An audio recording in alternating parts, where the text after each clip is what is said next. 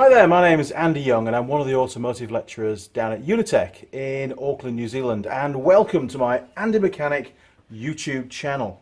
Now, on this particular short video, it's a continuation of the Rav4 engine sagas. I'm going to show you how to measure bore diameter, that's cylinder bore diameter in the block. Now, on this particular Rav4, the specifications depend on the number stamp for that particular cylinder. Now, in the previous video, we measured the piston, and the piston was a piston number 3. Sure, it was in number 1 cylinder, but the size of the piston was, you see it on there, look? Yeah, there you go, was a number 3. There, you can see that. Cool, okay. So, of course, the bore is also going to be a number 3 bore. So you look on the specifications on here and tells you here, look, size Mark 3 on the bore, and it gives us some specs. And the specifications are, in millimeters, 86.02 to 86.03. Now, the tool that we need to use is one of these things, and it's a dial indicator, a DTI at the top, basically with an extension piece on, and it goes down into the bore, and as the bore gets smaller it records it on the dial. It's pretty cool. I've always struggled with these little things, to be honest, because it's all about calibrating them at the start. You need to obviously get them exactly calibrated, otherwise your reading is going to be way out. So I'm going to show you the way that I calibrate these to make absolutely certain that the reading that I'm getting is a true reading. Now, many of you out there may say, hey Andy, there's a much easier way of doing that. Okay, so I'm going to show you how I calibrate, how I get this tool set up to measure a bore of essentially 86 millimeters in diameter. Okay, so this is how the tool is in the box, and this is one of the rare ones at Unitec that has all the bits in it, which is really cool. I spent quite some time trying to put one together that had everything we needed. Now, the specifications say that the bore should be around about 86 mil. So, you get your main device, the DTI measurer, and what we need to do is choose the 85. That's the nearest one we can get. Obviously, it has to be below the measurement, so 85 is the nearest we can get. And they go in, you know, 5 mil increments, and we've got an extension piece here as well for really big bores. And yeah, so there's plenty in there. And then we've got these little tiny washers across the back. These are like individual spacers. So we get the 85, and then if we want to go bigger, slightly bigger, then we use one of these little spacers. So to get to 86, we're going to need a 1 millimeter spacer, which is that one there, and that goes on the back of there, look, like that. And that's going to push that out of the tool 1 more millimeter. Now, to fit it to the tool, just undo this little collar. Stick that down there for now. And then that then drops into there like that. Now you can see now how the spacer works. If it wasn't there, that would be a millimeter shorter. And then we can just bolt that up. So put the sleeve back on, the little collar, and tighten that up. Okay, so we're essentially from that distance there, from that little point, and that's the bit that moves in and out and controls the DTI. You see that, look? There you go, look.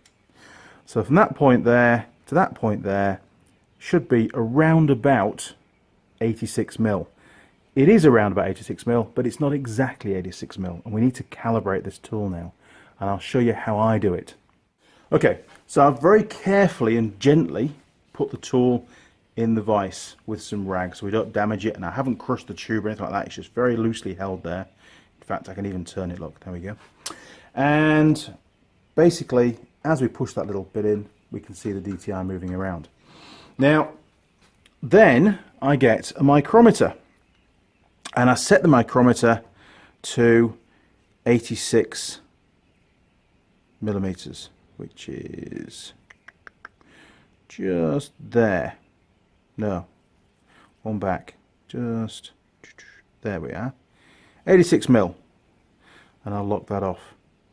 So we know that the distance between here and here is exactly 86 mil.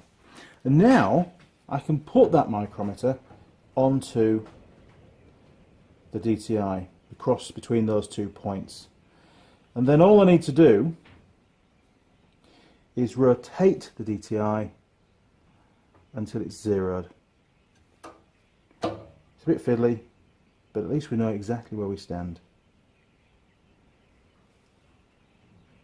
There we go, look. Okay, so that's now zeroed, and if I undo the micrometer, you will see, sorry, it's moving around a bit. There we go. You will see how that DTI moves. See the DTI moving now, look? Now, the specification is 86, sorry, and just to clarify, as the DTI turns anti-clockwise, which is the needle going in that direction,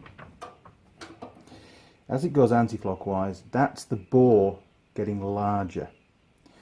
Now, the specification is 86.02 to 86.03. And if you look at the needle, I'll try and hold it as still as I can, that's from that position there, that's 86.02 to 86.03. So we've only got that range. Oh, that's pretty accurate, look at that. We've only got that range there to be in spec. If it's any larger than 86.03, then we're going to have to consider a rebore, new pistons and rings. It's going to get new rings anyway. Okay, so we now know that when that DTI goes into the bore and the needle comes round to that point there on the zero, that's exactly 86 millimeters. Right, let's go to the engine, to the block, and do some measurements.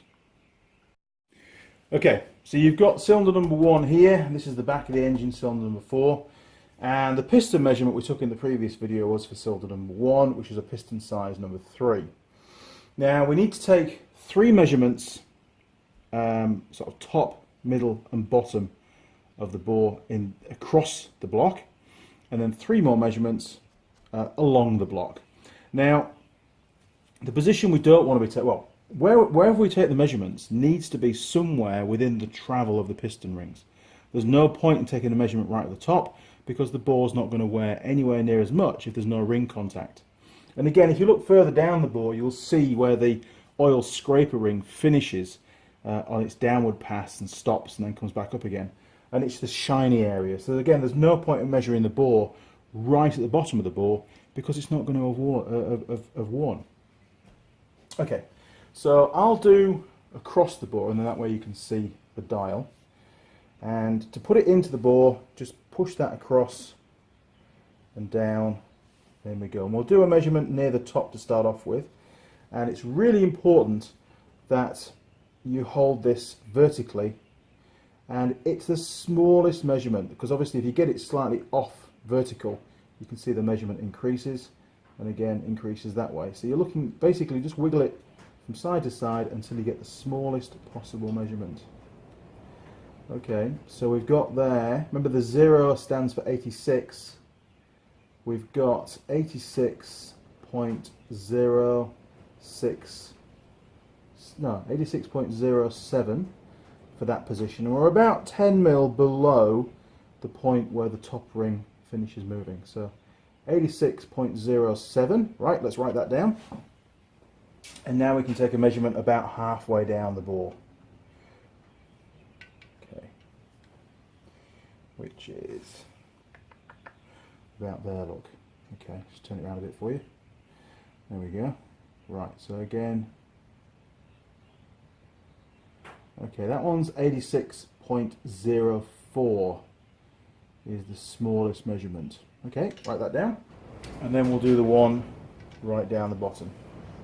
Well, not right down the bottom, but close to where the oil scraper ring finishes in the bore. And I would say just under, yeah, okay, so 86.04 again. I know it's just under, but it's always best to, we can't be that accurate with it. 86.04 again. Okay, I've turned the block around by 90 degrees so you can still see the dial. Now, obviously make sure the bores are clean. That's another thing you've got to make sure that happens before you start. And we'll drop that in there, and we'll take the first, or the uppermost measurement, going along the block. Now don't forget the pistons, when they're in the bore going up and down, the piston pin obviously runs along the length of the block, so the piston's going to be slapping like this. So the majority of the wear is going to be around this part of the bore and this part of the bore. We shouldn't really see much wear on the sides of the bore. Okay, these sides. You know what I mean.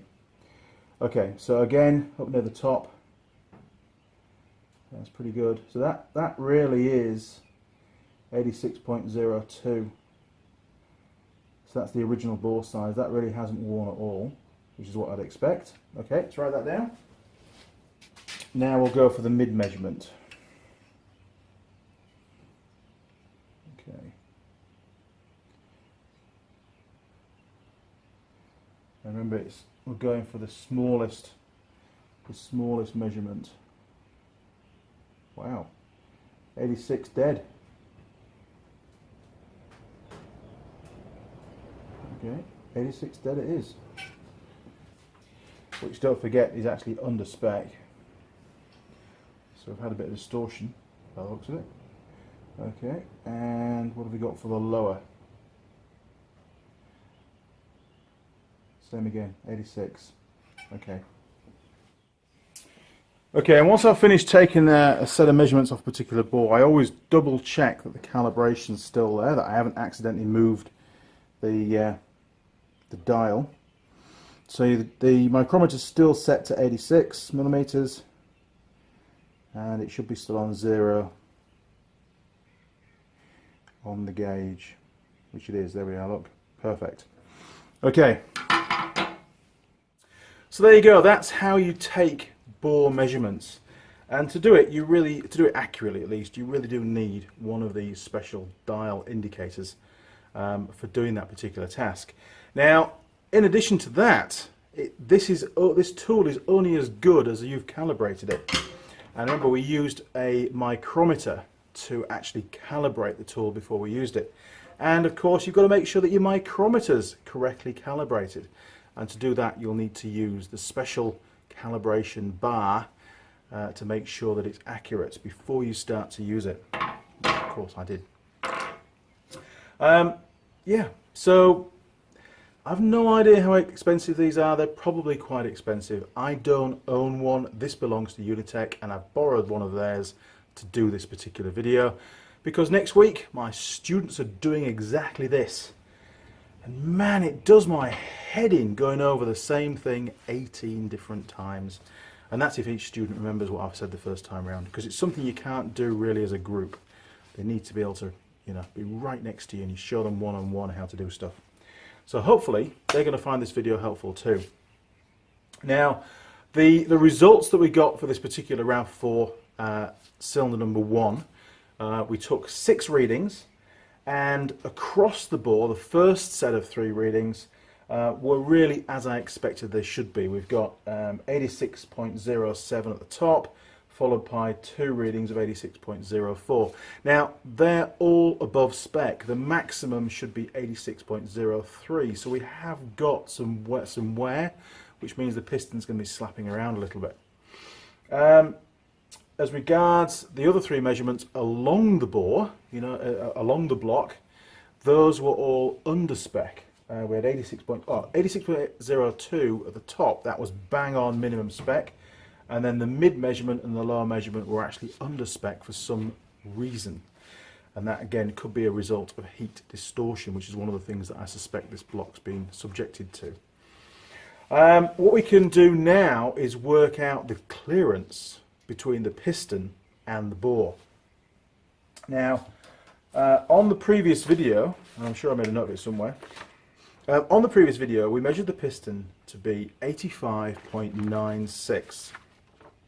Okay, so to work out the clearance it's quite simple. Now, the measurement of the piston was done from one skirt to the other at 90 degrees to the pin, so we would relate that measurement to across the block measurements, not along the block measurements. So across the block we've got 86.07 at the top, and then 86.04 for the other two.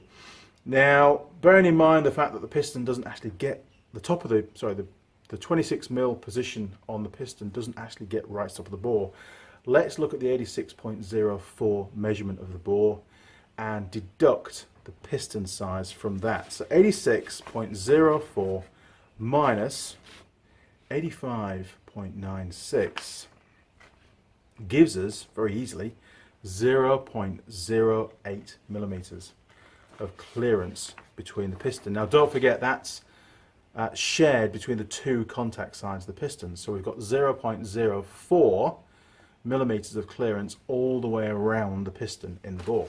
So what does it give us as a spec? Pistons, clearance, 1997. Ooh, looking good. Okay.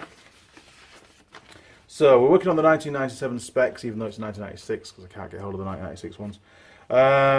Standard is maximum permissible, or standard clearance is 0.12, so that must be the total rather than the other way around. 0.12 to 0.14. We got 0.08. Okay, doesn't stack up. And the wear limit we can go up to 0.16. So going by what we've got, the clearance side of it looks fine. I'm going to stick my neck out and say I don't think there's any need to change those pistons. Now I am going to do a hone on this block, and that will obviously change some of the readings. So maybe after I've done the hone, I'll remeasure it and we'll see how much the bore has changed just by doing a simple hone rather than a rebore. Remember, this is a budget repair and I don't want to be spending a fortune because the car just isn't worth spending a fortune on. But I do want to do the best possible repair that I can given the budget. Okay, we digress a little bit. So this video was covering how to take a cylinder bore measurement using a cylinder bore measuring tool, a DTI tool, and how to set that tool up and how to calibrate the tool, the Andy method of calibration. I'm sure there may be another way, but none of our machines have got any instructions with them.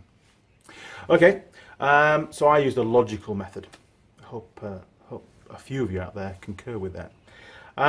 So if you've got any questions or comments, then please do leave them down the bottom and I'll get back to you as soon as possible. And I'm sure, be constructive. I don't mind constructive comments, ones that, you know more than I do, and there's plenty of people out there that know a lot more than me about engines, believe me. Then leave a comment and maybe I can learn from it too, if I've made any mistakes. If you'd like to subscribe to the channel, please do. More the merrier. It's great to see those subs numbers climbing every week, steadily climbing every week. But if you do subscribe, do also click on the little gear icon and turn on the notifications, and that way you'll get an email come through as and when any new videos go up on the channel. And there's usually 5, sometimes even 10 every single week, and 1 or 2 of those may also be of interest to you. Okay, crew, my name's Andy Young. I'm one of the automotive lecturers down at Unitech in Auckland. You've been watching my Andy Mechanic YouTube channel. All right, cheers, over and out.